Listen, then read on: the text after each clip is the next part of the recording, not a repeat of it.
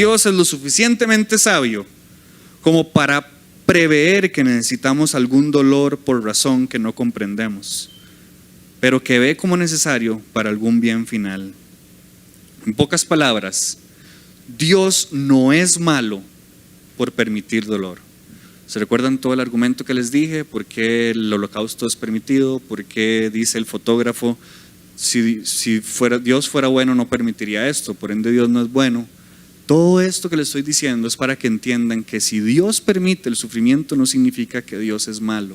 ¿Hasta qué punto el sufrimiento desmiente la existencia de Dios? Lastimosamente hay que entender esto. No hay, según la Biblia, no hay ni una sola persona buena en este mundo. Aunque su abuelita sea la más santa de todas las mujeres, uno siempre ve a las abuelitas y uno dice, pucha, ¿cuándo yo voy a ser así de bueno? No, aún su abuela, aún su abuelo es malo a la ley de Dios. Todos somos malos delante de Dios. Por ende, todos vamos a provocar sufrimiento. Todavía llevamos la imagen de Dios, pero no somos iguales a Dios moralmente. El sufrimiento en la historia tiene como propósito el arrepentimiento. Dios no provoca el sufrimiento, pero usa el sufrimiento para dar forma a nuestro carácter, para traernos a Cristo. Y aquí es donde entra el texto, y por eso Pedro dice, alégrense si están sufriendo. Es más, dichosos si ustedes están sufriendo como Cristo. Dios está en medio de nuestro sufrimiento. Dios no lo genera, Dios lo permite pasar, y porque lo permite pasar, Él puede obrar por medio del sufrimiento para yo poder conocerlo a Él por medio del arrepentimiento. Pero ¿qué pasa? ¿Qué es lo que dicen los no cristianos entonces? Resumiendo todo esto, y después van a ver qué dicen los cristianos. Si Dios existiera, entonces la historia de este mundo sería diferente. Ya vimos que no. Si Dios existiera, habría justicia y mucha gente inocente no sufriría. Si Dios existe, es un Dios malo, porque usa el sufrimiento o porque no lo detiene. Este hombre se llama C.S. Lewis, ateo en los años 20, 30, y sus mejores amigos eran cristianos. Entonces él se propuso averiguar lo suficiente sobre la fe cristiana para decirle a sus amigos, ya por favor dejen de creer en esto que no es verdad. Y de la historia obviamente es que él se convirtió al cristianismo, porque él le llevó todas las dudas que él tenía a la fe cristiana, y él vio como todas las dudas Dios se las iba respondiendo con evidencia y con la Biblia. Él menciona esto. Mi argumento, él resume por qué era ateo. Mi argumento en contra de Dios era que el universo parecía tan cruel e injusto, pero ¿de dónde provino la idea de justo y injusto? ¿Con qué estaba yo comparando este universo cuando lo llamé injusto? Él estaba diciendo, Dios no existe porque este mundo es malo y es injusto. Y él se puso a pensar y él dijo, pero ¿cómo yo sé lo que es bueno y lo que es justo? ¿Y cómo estoy diciendo que esto es malo si yo no sé lo que es vano? Me explico, es muy profundo.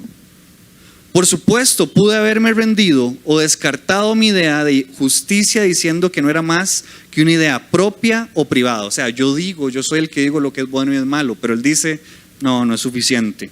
Pero si hiciera eso, entonces mi argumento en contra de Dios colapsaría también, porque el argumento depende en decir que el mundo es muy injusto.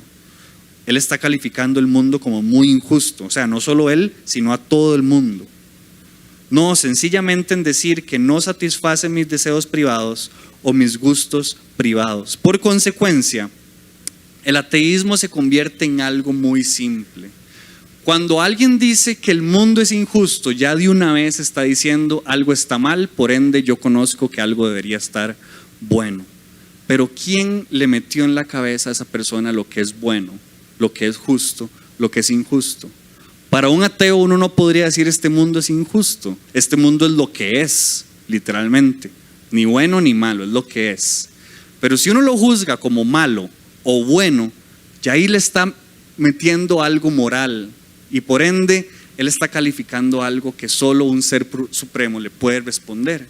Pero también lo que pasa con el sufrimiento, con los cristianos, es esto. ¿Se recuerdan lo que decían los no cristianos? Mayormente, perdón, lo voy a retraer.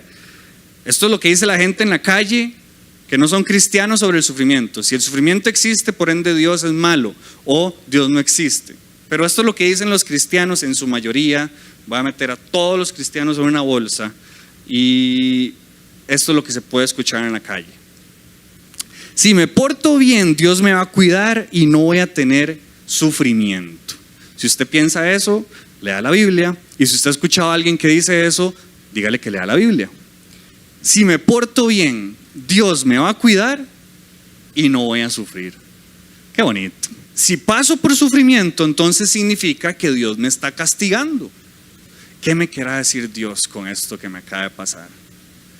Porque si estoy sufriendo es porque Dios me está castigando. Son ideas generales sociales, ¿verdad? No es que estoy diciendo que usted piense así. Entonces voy a hacerme cristiano porque eso significa que no voy a sufrir. Dígame una cosa, ¿quién en la vida no sería cristiano si eso significa automáticamente no sufrimiento? Yo aquí le digo, así automáticamente, si usted se convierte del cristianismo, nunca más va a sufrir. ¿Cuántos seríamos cristianos en la faz de la tierra? Todos. Por ende, estos tres argumentos que son muy conocidos, no son bíblicos, se caen. Porque el cristianismo no significa un pase libre de no sufrimiento, más bien todo lo contrario. Y ahora voy a decir por qué Pedro dice lo que dice en 4 puntos muy puntuales. Queridos amigos, no se sorprendan de las pruebas de fuego por las que están atravesando, como si algo extraño les sucediera. En cambio, alégrense mucho, porque estas pruebas los hace ser partícipes con Cristo de su sufrimiento, para que tengan la inmensa alegría de ver su gloria cuando sea revelada por todo el mundo. Lo primero que Pedro nos dice es, entienda que el sufrimiento es inevitable. Porque usted va a sufrir, porque usted es malo, porque yo soy malo y porque todos tenemos la opción de pecar, y pecado significa sufrimiento. Y no es como que usted tenga una coraza protectora y cuando ya se hizo cristiano, ya eso lo va a repeler del sufrimiento. No, el sufrimiento es inevitable y se los acaba de leer. O sea, ni siquiera se pregunte, Dios, ¿por qué estoy sufriendo? No, no se sorprenda, más bien dé por un hecho que usted y yo vamos a sufrir en este momento de la historia. Punto número 2, Pedro nos quiere decir que el sufrimiento siempre va a ser una prueba de fe.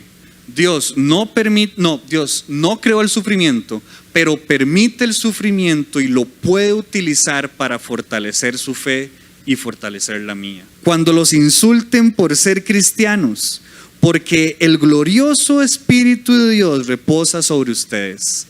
Este texto, usted diría, este texto no tiene sentido, pero imagínese la idea que Pedro estuviera diciendo, y cuando los insulten por ser cristianos, siéntanse solos, porque Dios ni siquiera los va a acompañar en eso.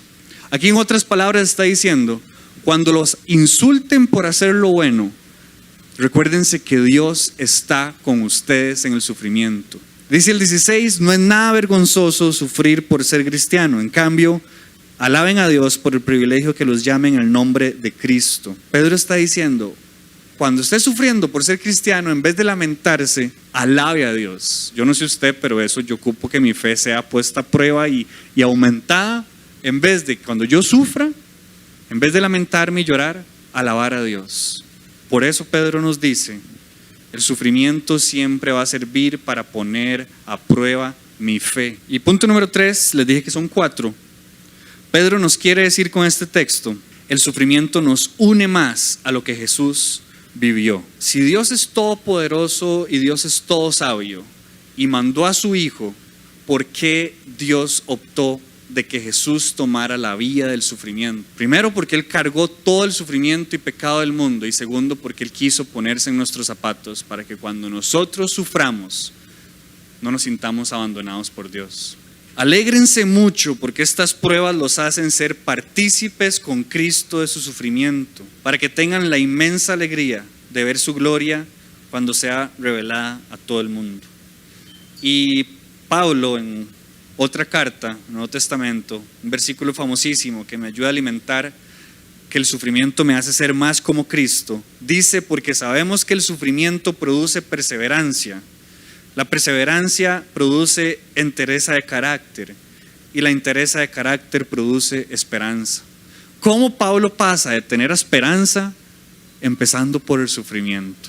El sufrimiento Dios lo utiliza para producir en mí algo bueno. Y el último punto, Pedro nos quiere decir con este texto que el sufrimiento nos va a ayudar a depender y confiar en Dios. ¿Por qué? Dice el texto, de modo que si sufren de la manera que agrada a Dios, sigan haciendo lo correcto y confíen en su vida a Dios, quien los creó, pues Él nunca los fallará. En este mundo usted tiene asegurado el sufrimiento, pero hay una promesa lindísima que dice la Biblia, que después de que se acabe este mundo hay asegurado algo, y es no sufrir. ¡Qué belleza! No hay sufrimiento, no hay dolor, no hay enfermedad, no hay muerte. Sufrir ahorita nos puede ayudar un montón a confiar y a depender en Él. Primero, que me acompaña en este viaje, pero que cuando yo ya no esté en este mundo, voy a estar en otro lugar donde no haya sufrimiento. El sufrimiento me ayuda a depender y a confiar en Dios. Dice el mismo C.S. Lewis, una de mis citas favoritas: Dios nos susurra en nuestros placeres, Dios nos habla en nuestra conciencia, pero Dios nos grita en nuestro dolor. El dolor es un megáfono para despertar a un mundo sordo. Solo Dios puede hacer posible que algo malo se convierta en algo bueno. Y eso lo hace Dios con el sufrimiento. Dios permite el sufrimiento, pero Dios nos cuida y nos acompaña en medio del sufrimiento que tenemos. Si sufrimos de la manera que agrada a Dios, sigan haciendo lo correcto, confíenle su vida a Dios, quien los creó, pues Él nunca les fallará. Y uno de mis versículos favoritos, y les dice: les he dicho todo lo anterior para que en mí tengan paz, pero les he dicho todo lo anterior para que tengan paz. Aquí en el mundo tendrán muchas pruebas y tristezas, pero anímense, porque yo he vencido al mundo. Hay dos personas hablando sobre Dios, persona A y persona B hablando sobre Dios. La persona A le dice: a veces me gustaría preguntarle por qué Él permite tanta pobreza, tanta hambre, injusticia, cuando podría hacer algo al respecto. Y persona B le responde: yo temo que Dios me haga la misma pregunta.